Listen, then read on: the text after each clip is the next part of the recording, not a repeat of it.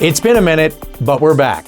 It's time to take a look at what's happening around Wyoming for Monday, February 2nd. I'm Mac Watson. Jake Stoner is planning a funeral for his 11-month-old son on his ranch after the boy was allegedly murdered by his mother 2 days before Christmas.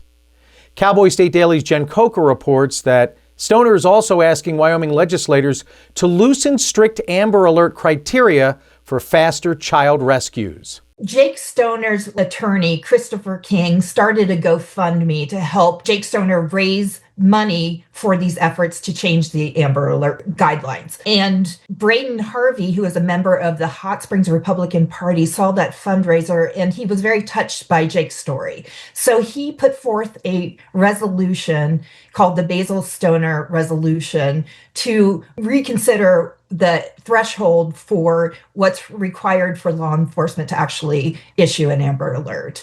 And it was passed on January 29th by the Hot Springs Republican Party. And since then, he has sent that resolution to other Republican parties throughout the state, as well as the governor, law enforcement, and other entities. Stoner's 11-month-old son, Basil, was allegedly killed by his mother, Madeline Daly, just 2 days before Christmas in New Mexico.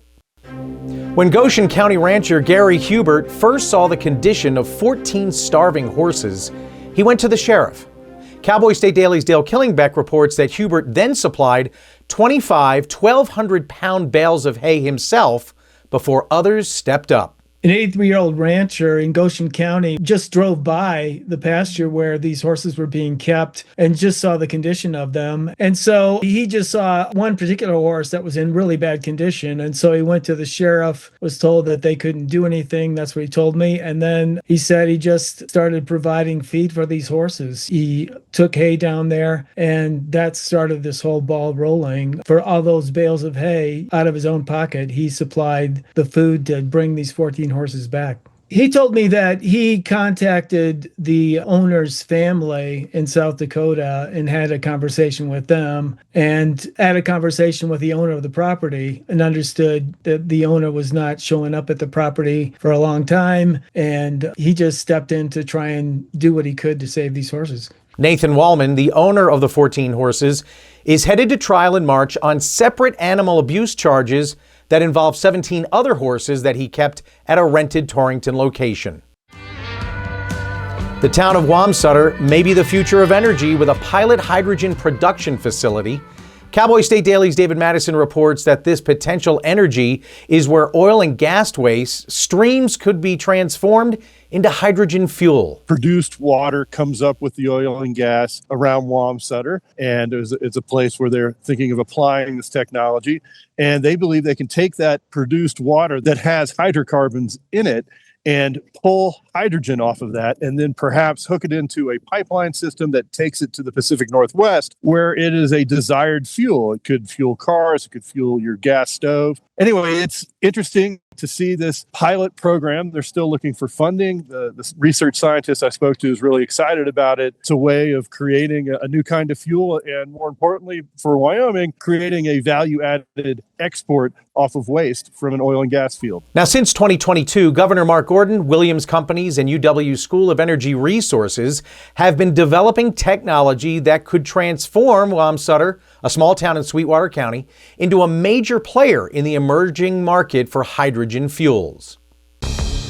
A Sweetwater County judge sentenced a Haitian trucker Friday to 12 to 14 years in prison for plowing into an ambulance, killing one EMT and injuring another. Cowboy State Daily's Claire McFarland reports that the deceased EMT's grandfather said he forgave the trucker during the sentencing.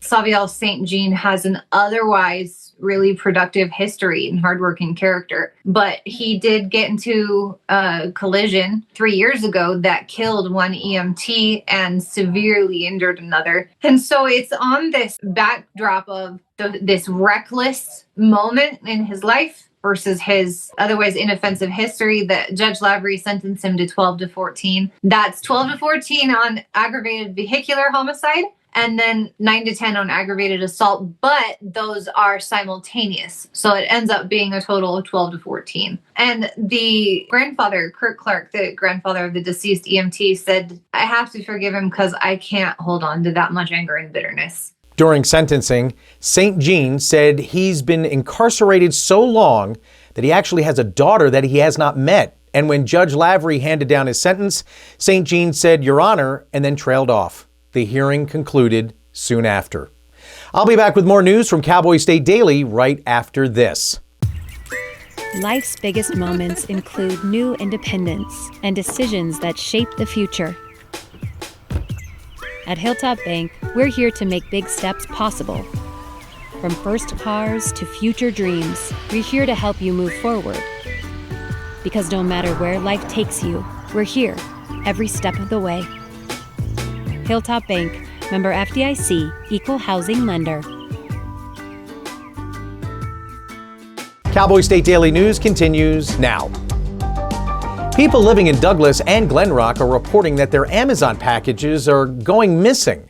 Cowboy State Daily's Renee Jean reports that packages often land in Gillette, where they are listed as undeliverable. The one gal I talked to said she had 10 different orders and maybe she received one or two in a crumpled condition, but received nonetheless. She's ordering things like diapers. I mean, in these rural areas, it can be hard to get certain things at cost-effective rates. And so it becomes cheaper for them and a little more convenient for them to just order it through Amazon rather than drive all the way to Casper to get something that's going to be really expensive at a local store. And so it's become kind of a lifeline for rural areas to make these orders. I think a lot of us are doing this now. You get a subscription, Amazon delivers it. Amazon officials tell Cowboy State Daily they are investigating the situation and encouraged customers to call customer service if they're experiencing these difficulties to better highlight that this is a trend that's occurring.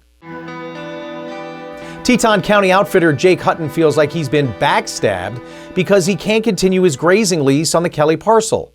Cowboy State Daily's Zach Sontag reports that the superintendent of Grand Teton National Park says that Hutton knew all along his operation was destined to sunset. Hutton says we had always anticipated renewing this lease in perpetuity, and park officials had told us during the initial meetings, we don't want to see you go out of business. That was what he told me. Now, I spoke with Chip Jenkins, superintendent of Grand Teton National Park, and he paints a very different picture. He said, sure, we thanked him for speaking out. We all wanted to preserve this land, but we never indicated that we wanted to see commercial activities like his continue in perpetuity on the Kelly parcel. So there's a very different depiction about how the superintendent and Jake Hutton explain the relationship going into it. And what it boils down to now, as Jake Hutton is still fighting to stay relevant on the property, is that he is arguing that the park has violated the National Historic Preservation Act, particularly something known as Section 106, which requires a deliberative process for all kinds of stakeholders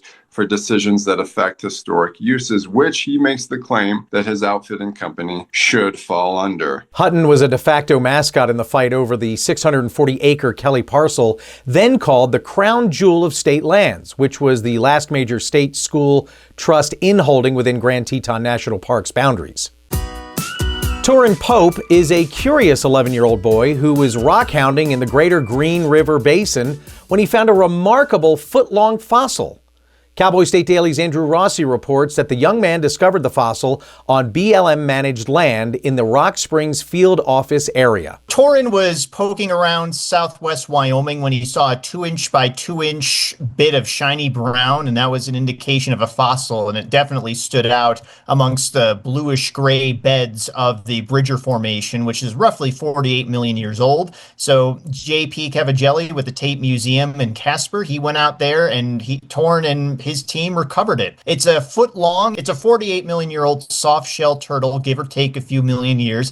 And it's not that they're necessarily uncommon in that particular formation, but this one was exceptionally well preserved, and they got the whole of the shell, or at least half of the whole of the shell. So it's remarkably intact and remarkably well preserved. And because it was found on Bureau of Land Management lands in southwest Wyoming, it is going to be available to the public in perpetuity. So I spoke to JP at the Tate, and he said he's hoping to get that shell out on display with some of their other fossils from the region in the not too distant future. So it'll always be available to the public, and it's available to Torn if he ever wants to swing by and visit. Turin got the opportunity to work alongside collection specialists to collect the fossil, which was taken to the Tate Geological Museum, which is in Casper. 13-year-old Cannon Ryman of South Dakota shattered the National Western Junior Livestock Show record, selling her steer named Boots for $320,000.